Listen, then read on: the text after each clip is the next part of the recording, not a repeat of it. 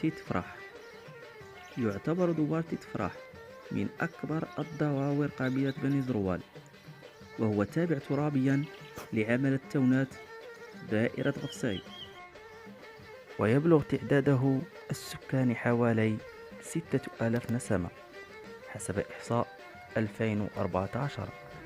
كما أن حدود دوار تفرح يحد من الشمال قبيلة بني أحمد، ومن الجنوب قبيلة الجاية، ومن الغرب قبيلة بني مسارة، ومن الشرق قبيلة كتامة.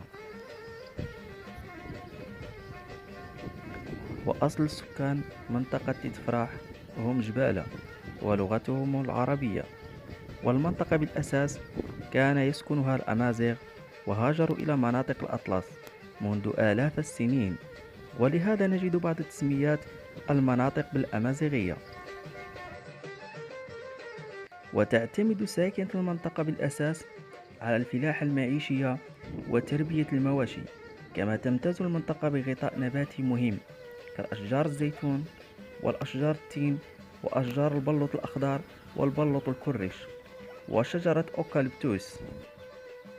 وتحتوي منطقة تفراح على مؤهلات سياحية وطبيعية جد مهمة كواد أولاي وغابة ورغة الشمالية، ولكن المنطقة منسية ومهملة كباقي المضاشر قبيلة بني زروال الأخرى من طرف الجهات المسؤولة.